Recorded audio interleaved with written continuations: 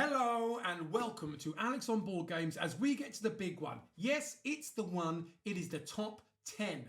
We have done 50 to 41, 40 to 31, 30 to 21, 20 to 11. Now, video 5, the top 10 games of all time, according to me, Alex, early November 2025. Next year, I will be doing my top 50 again to see how they match up in Alex's Nifty Top 50, which is what we're calling the segment. Oh, I'm so excited to share with you my favourite games of all time, my top 10. If you resonate with any of these games, please make a comment. That would be amazing. I'd love to hear what other people are thinking. What are your top 10? Write your top 10 games down in the comments. I would love to know exactly what you're thinking. It would be absolutely brilliant. Now, let's just get straight on. In number 10, the 10th best game of all time, according to Alex, of course, is Heat Pedal to the Metal. I love racing games, and this is, by a distance, my favourite racing game. Not only do I think it looks amazing, I mean, just look at those pictures that you can see. These cards and this track, the cars look so beautiful as little racing cars. No game I've ever raced with has really felt like a race. There's felt like lots of other mechanisms and tactics. It's almost like a race and a board game mixed in. Whereas this just feels like a race. Every single corner. If it's a tight corner, you can't go faster than 2 around it. If it's more of an easy corner, you can go further. But you're playing cards to try and work out how you can get through that corner the best you can. But in this game, you have what's called heat. And if you go too fast around a corner, or if you put an extra card down on a straight, or you want to go a bit further, you have to pay heat. You heat up your engine by taking those risks. But you've got to reverse that at some point. So when do you cool down your engine, or when do you take advantage and try and go too fast? And in the base game, there are expansions to this game. And I've not played them, but I don't need to right now because the base game has so much. 4 different circuits, 4 different routes you can take. And each one then comes up with upgrades. There are upgrades so you can play asymmetrically. Once you've got used to the basic game, suddenly you're like, well, each person can choose a few upgrades to their car and play their own car. So mine might be great at cornering. Somebody else might have some turbos on the straights. Somebody else might be really good at slipstreaming. So many, and so when you get that asymmetric game going on, it adds so much to the game. Trying to work out, you can also bring in weather conditions, which change how some straights work. It changes how some corners work. There's a world championship mode where you can play 3 or 4, 5, however many races in a row and then add up points to see if you can win a championship. But even if you're on your own, and this is one of the reasons I love this game, if it's just you, you can have all the other cars playing. You can have a 6-person race because the automa, how the other cars drive is so simple that it always feels like a great race.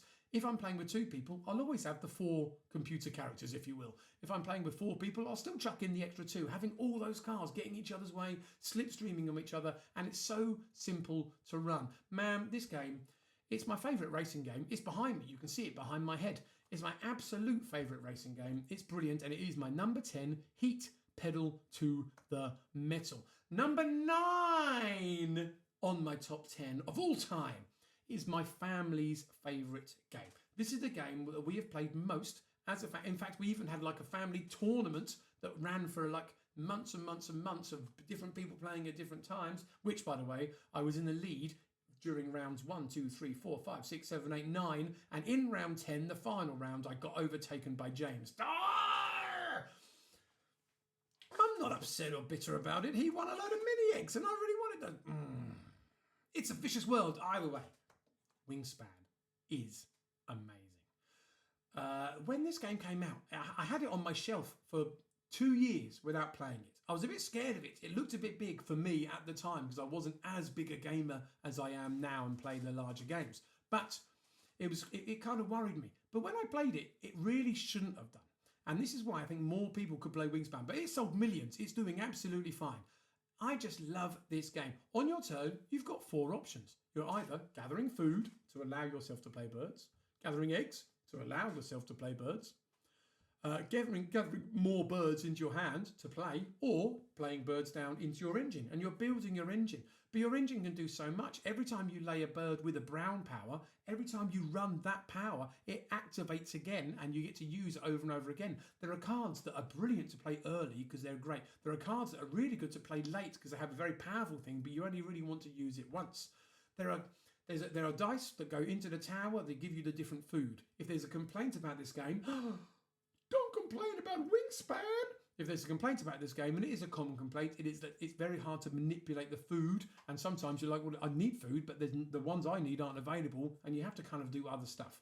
Later, the expansions change that. They bring in nectar, which can be used in different ways, and they also make other things as powerful. Because in the base game, eggs are incredibly powerful, especially late game. Whereas once you get the expansions in, food becomes more powerful, getting more bird cards and tucking bird cards becomes more powerful. There's a lot more ways to win it, and it opens up some of the other strategies. But Wingspan is just beautiful. It's my family's favourite game. It is so pretty. The eggs are gorgeous. I love the mechanism of the cubes where you get 8 turns, and then you use one of them for the end of round bonus. So in the second round, only 7 turns. You use one of them for the end of round bonus. So by the last turn, you've only got 8, 7, 6, and then in the last round, 5 turns.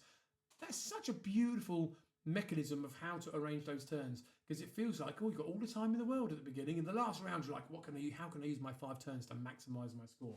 Man, I love Wingspan. Oh, it is great. Play with all the expansions. It is even better. I love Wingspan. Now, that is number 9. So as we come to number 8, the oldest game in my top 10 by years and years and years and years and many, many, many years. Not the oldest in my top 50. That was Shut the Box, which was like 1750 or something like that. But the oldest in my top 10. And this is Yahtzee. This is the original, proper Yahtzee. If you look at that box, that's the Yahtzee that I played in the 1980s and 90s when I was a kid, that my mum had and my dad had. Old version of Yahtzee. Now, they keep bringing out games where they say it uses the Yahtzee mechanism. King of Tokyo uses the Yahtzee mechanism. Dice Road uses the Yahtzee mechanism. You roll dice. You keep the ones you want and you re-roll the others. You keep the ones you want, you re-roll the others. What you're left with is your dice roll. And I think to myself, yes, so many games use the Yahtzee mechanism because it's a great mechanism. But you know what I really like to use the Yahtzee mechanism for? Yahtzee! And it is, there's no question on this, my most played game. I've played more games of Yahtzee than I have played of anything else. I played it when I was young. I played it when I was a teenager. I played it when I was in my 20s and in my 30s. And now I'm in my 40s. I'm still playing Yahtzee. And I play it in the pub. I play it online. I play it with friends. You can just play Yahtzee, and it's such a simple game to teach. I even teach it in schools. I've taught the kids when I used to teach maths. I taught them Yahtzee, and I had everyone, the whole classrooms trying to work out and playing Yahtzee. Every time you've got 4 of the same, you roll the next dice and you shout, Yahtzee! And if it's a Yahtzee, great. If it's not a Yahtzee, like, oh, so close. But I wanted to give the dice my thoughts to be that extra 4 to get my Yahtzee. Oh, are you going for the top half bonus? Are you going to go for something? Oh, man, I've played so much Yahtzee. And all you're doing is rolling dice and recording your score. Why try and play all these games that use the mechanism? Just play Yahtzee. It's amazing. And I've played it more than anything else. So my number 8 is Yahtzee. Oh, I love it. Now, as we move on to my number 7, this is a 2-player only game that is born of a game that is for more than 2 players. And the game that I love, this is my favourite way to play this game, and it is Codenames Duet. Yes, I know that Codenames is very popular as a party game almost, as a group game, as a large numbers game, as a team game. But my favourite way to play Codenames is Codenames Duet. 2 players. How well do you know each other? How well can you communicate? Are there inside things between you that you can say, all right, you know, you'll say a word, you say bananas, 3, because there might be a word in there that only you and your partner know could be from bananas. And once you start to get those kind of ideas going, you can start to pass this game. This game is hard. It is really, really hard. You've got 25 words laid out in front of you, and you've got to say a 1-word clue and how many of the words down you think that clue links to. Say I said food, 4. On the board might be hamburger, banana, apple, okay? But there might be a couple of, but there might be some that could possibly be food, like restaurant or cafe, and you don't want them to say them, but you were trying to get them to say as many as you can. You've just got to think of really good clues. 4 would be amazing, by the way. Very rarely do I ever go 4. I'm usually like two. And then say word with just two, because there are just two clues. But there are certain spots they cannot choose. If you give them a clue and they choose one of the assassins, then game over, you've lost. If they choose and it's just an ordinary bystander, you lose kind of like a time token, and you've only got a certain number of those mistakes before you lose as well. You've got to be remembering exactly what clues you've been given and trying to work out, now I didn't get that clue earlier, and now I've taken that one out, that means the other one might be clued that.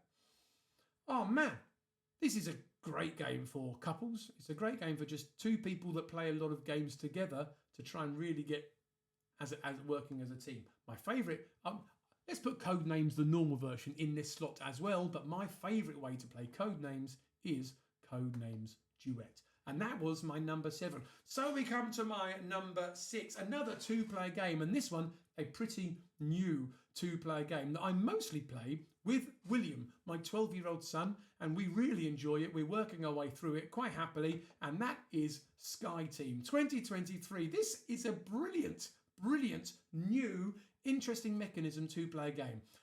Limited information game. You both have to roll dice and you keep them hidden from each other in these lovely little boxes that you're kind of given to do so. And using those dice, you've got to land an aeroplane. You've got to bring that airplane to the airport and land it. You each have to lay one dice to designate the speed, which gets you closer to the airport. You have to give one that designates the tilt, so you can do the direction. But you've also, the co-pilot has to make sure that he's communicating with the tower to make sure that other planes aren't in the way. So you've got to use certain dice to get other planes out the way. The other person has to make sure the flaps are being opened at the right time. The brakes are being applied at the right time. You might have an employee for the day who you've got to manage. There might be a kerosene leak that you've got to manage. It might be particularly windy in certain ones that you've got to manage. And the game has these scenarios that get harder and harder and harder as you go through. And so this kind of game ramps up. And in the end, you're trying to, how can you lay a dice that doesn't just tell your partner what that dice is, but what else you've got? I'm laying a 1. Now I'm telling you that my other ones are all high.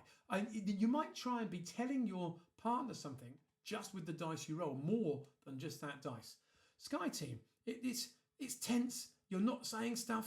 I think it's just an amazing, brilliant 2-player game that really gets you thinking and talking. And that, when you actually lay that last dice and you land your plane, and together you're like, yeah, high tens, we landed the plane. Sky Team, it's great. My number 6. Now, my number 5, like I did with Azul before, where it was lots of games all kind of like wrapped into one as a series, number 5 is the Pandemic series. There are so many Pandemic games. If I did each individual one that I had played, it would take up half my top 50 or something like this. There are loads of them. Pandemic is a wonderful series of games that all use similar ways of doing it.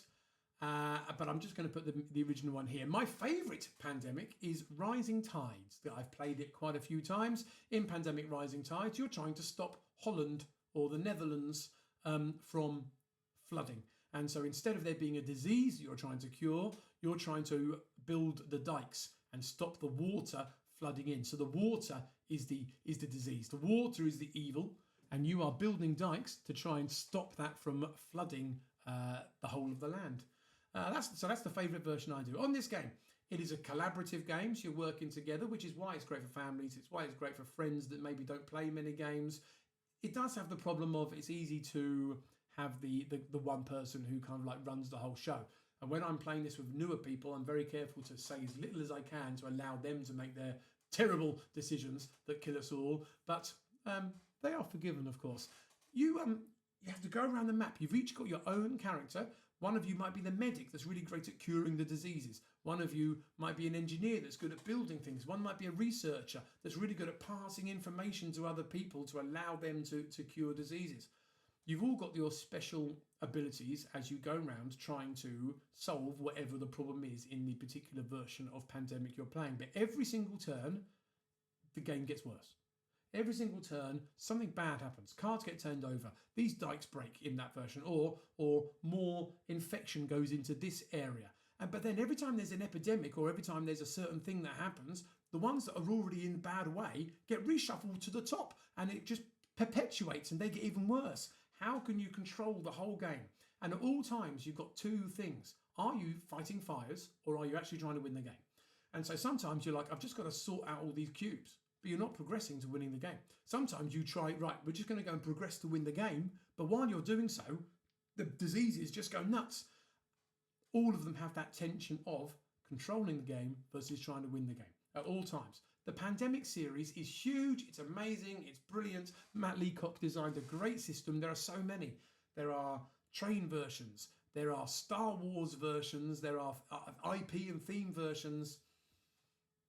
It's brilliant. My favourite, Rising Tide. But at the moment, I'm working with my brother through, and my brother and my sister-in-law through Legacy Season 1. Haven't got to the end of it yet. Really enjoying the Legacy version, and we'll be playing Season 2 and Season 0 after we finish Season 1. Can't say enough about Pandemic. Can't say enough about Pandemic. And that was number 5, which means we are on to number 4. Just missing out on the medals. So at number 4, we have Sea, Salt and Paper. This is the most charming game. This is so pretty. The cards have this lovely origami pictures on them, and they're just so endearing. The person I've played this with most always takes the penguins. Even if she doesn't need penguins or want penguins, she takes the penguins because she says, I just love the penguins. This is it's a set collection game, which is really simple. There are cards in front of you, and on your turn, you either blindly take 2 from the top or pick one of the ones that you can actually see from one of the 2 discard piles. You have it in your hand. If you can get 2 matching symbols, then you might be able to do a special thing. So say you've got 2 fish, it means you play them down and you get the top card as an extra card. If you've got 2 boats, you lay them down, you get an extra turn. If you've got a swimmer and a shark, you get to steal a card off the opponent. If you've got 2 crabs, you can go through one of the discard piles and take one of those cards and add it to your set. But not only are there those cards, there's also collection cards. If you get 1 octopus, it's not worth anything, but 2 octopuses are worth 3 points. 3 octopuses are worth a lot of points. And so you can collect octopuses, you can collect shells, or you can collect anchors, which are worth 0 or 5. Really powerful. Then there are also cards that allow other bonuses, and so there's just so much going on. And then there are the mermaids. The mermaids, because this game is a race to 40 points. But if at any point you have all 4 mermaids in your hand, you automatically win the whole game, slam them down, 4 mermaids, the whole thing's over. Doesn't matter. The opponent could be on 39 points and you'd be on 4 points. If you get all 4 mermaids in your hand, bam, you win the game. It has happened 0 times. I've never seen it.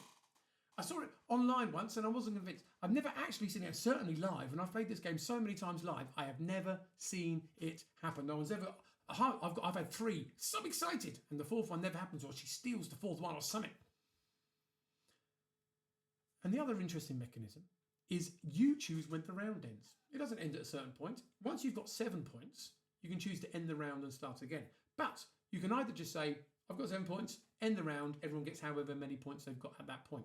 Or you can say, I've got 7 points, but I don't think you're anywhere near yet. I'm going to give you a last chance. And if it's a last chance, the other person gets another turn.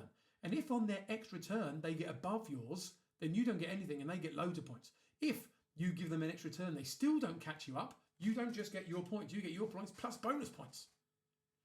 Do you risk giving them another go to get more points? Do you just stop it and allow everyone to have their points? Where are the mermaids? Sea Salt and Paper is brilliant. Brilliant. And deserves its place at number 4. We're into number 3. It's bronze time. The bronze medal winning game. My 3rd favourite game of all of the time ever is Ark Nova. This game is huge. It's probably Heat, Wingspan. Yeah, it's the biggest game on my top 10. Ark Nova, you are building a zoo. That's what you're doing. You are building a zoo. There's so much going on. It's got so many different cards that you can choose, different animal cards to put in your zoo. But the thing about this game is the action selection mechanism. On your turn, you've got 5 different actions that you could possibly do. You could build an enclosure, you could lay down animals, you could play sponsor cards, You could, I can't even remember what the other two things are off the top of my head. Madness. But you've got them, but they're in a row. So you've got these 5 cards in a row. 1, 2, 3, 4, and 5. And each card can only be played at a certain strength depending on where it is in your row. So the card at the top of your row, the 5th one, you can play that at its top strength. It's level 5 strength.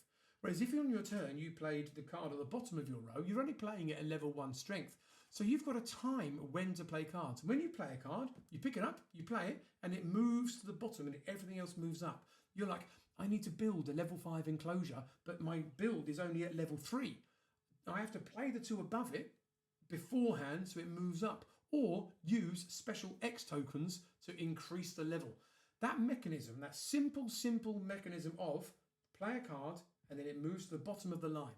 So it's very rare that you'd play the same action twice in a row, because you'd play it when it was a level 3, 4, or 5, and then your next turn, it's only going to be a level 1, and it might not be useful. Trying to work out the order to play your turns. Are you concentrating on conservation tasks?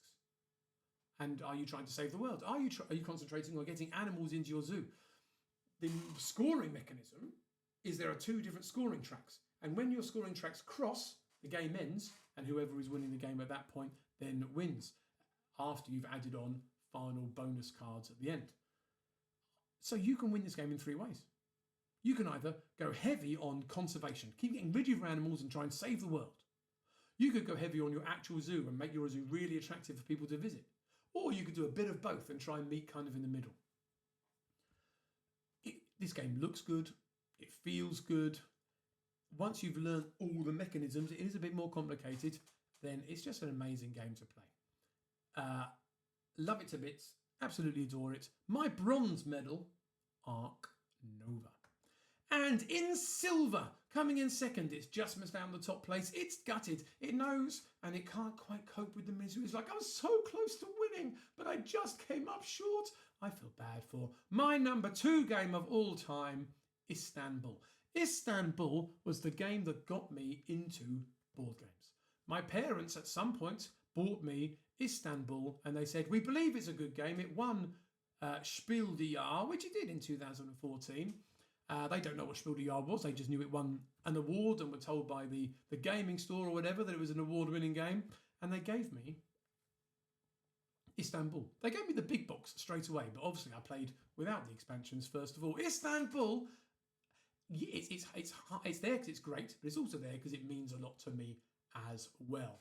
You have a stack of discs. They are your workers with your main man on top, and you move around the board, laying 1 worker in each place as you go and fulfilling that action. I like it as a race game because it's a simple race game. It's the first person to get 5 diamonds or gems. First person to get 5 gems. Nice and simple. As soon as someone's got 5 gems, you win. There's no adding up points at the end of the game. First person to 5 gems wins. There are lots of games where you get to the end, you get out a score pad, you've got to spend 10 minutes trying to work out who won.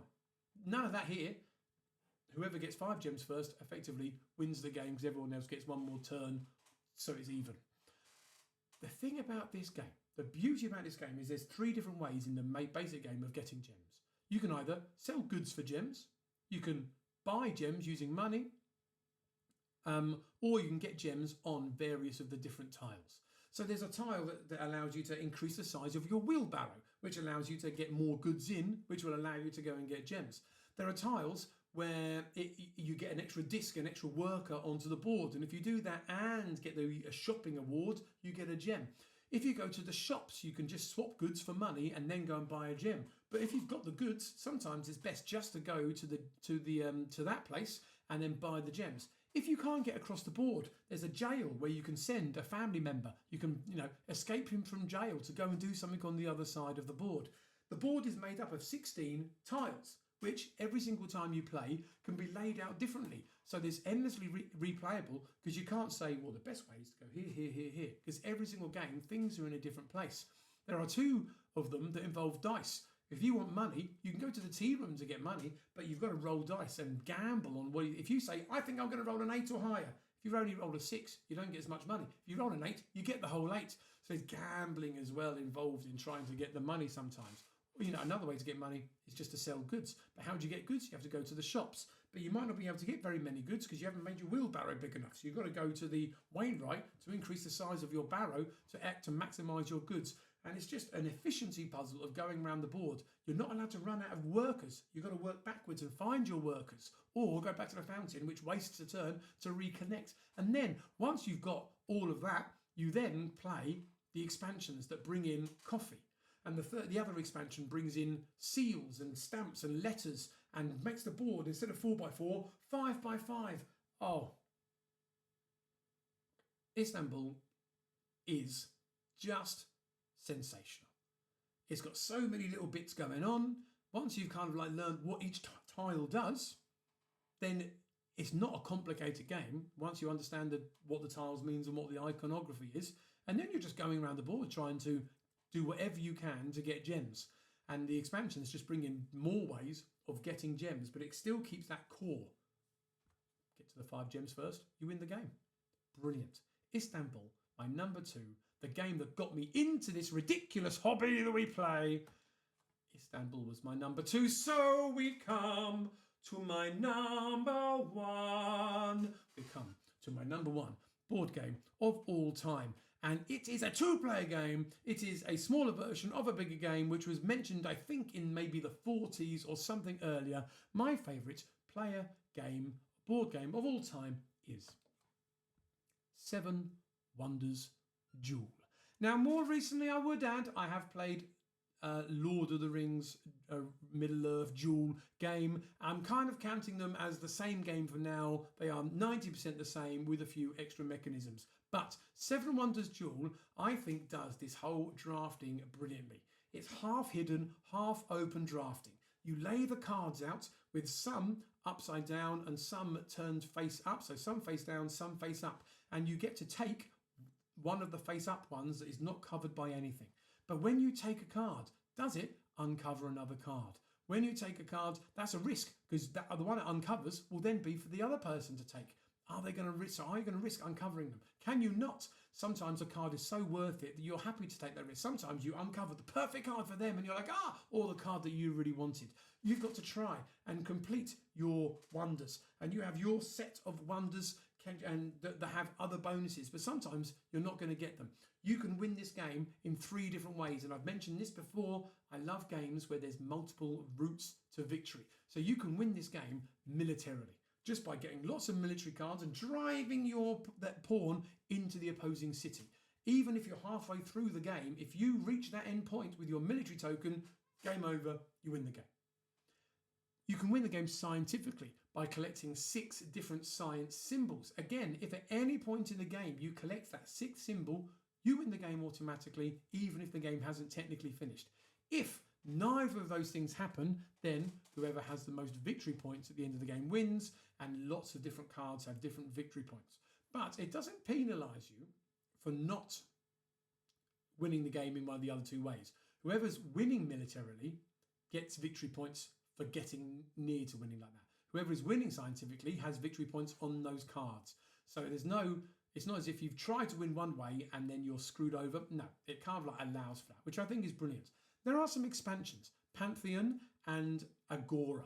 I don't like the Agora expansion. I don't feel like it adds anything. It feels like it adds more complexity than it does enjoyment. But I would play this game every time with the Pantheon expansion, which adds extra cards that you can then access in the 2nd and 3rd age, which do various powerful things as well. And it means if you're in a situation where you don't want to overturn cards, you can just do another card from somewhere else and make that decision go to the opponent.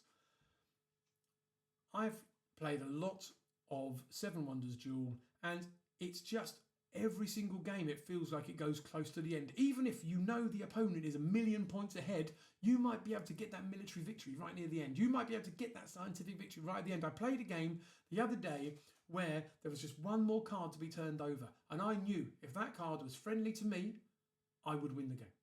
If that card wasn't friendly to me, he would win the game. And it all came down to this turning over of a card, and it wasn't my card and I lost the game. But that tension that really builds up almost every single time this game is close. I really adore the original 7 Wonders Duel with Pantheon expansion. However, by next year, who knows whether the new Lord of the Rings version will have overtaken this one, because it does tidy up some of the mechanisms, especially it tidies up the money mechanism where everything costs. In this game, if you've got resources, then it affects how much things cost for the opponent, whereas in that one, it tidies up some of that mechanism. But there's also some of the things which I think this one does better. I don't know which one I'm going to prefer in the end, but as a general mechanism, it's my favourite game. My number one game of all time, Seven Wonders Duel. I hope you have enjoyed being with me as I've taken you through 50 down to number one. My top 10, I always like to do a quick recap each week. So this is 10, Heat Pedal to the Metal. 9, Wingspan. 8, Yahtzee. 7, Codenames Duet. 6, Sky Team. 5, Pandemic, whichever one you choose of your pandemic world. Number 4, Sea Salt and Paper. Number 3, Arc Nova. Number 2, Istanbul. And number 1, Seven Wonders Duel. If you've enjoyed being with me through these lists, please do subscribe to the channel as we do more and more with board games as we go through. There'll be reviews, there'll be thought processes, there'll be play nights, there'll be live plays, there'll be how to plays, various things. Please do subscribe and join us as we go through this journey. If you have anything you'd like to say about any of the games I've chosen, please do write them in the comments. And if you like board games and want to buy board games, first job is to go to your friendly local gaming store. For me, that is Chaos Cards in the southeast of England, southeast of the United Kingdom. Chaos Cards is a wonderful shop. It has an online store as well as the local physical store, which is only a few hundred yards away from my house. I'm very lucky to have such an amazing one near me, but you will have hopefully a friendly local gaming store where you can pick up games. But if not, there are various online retailers for games as well. I've been Alex McNeice. This has been an absolute pleasure to go through my top 50. Congratulations to Arc Nova in third, Istanbul in second, and Seven Wonders Duel in first. Who knows what next year will hold? Thank you so much for being here. I've had an absolutely ripping time, and I look forward to seeing you on Alex on Board Games very soon. Thank you.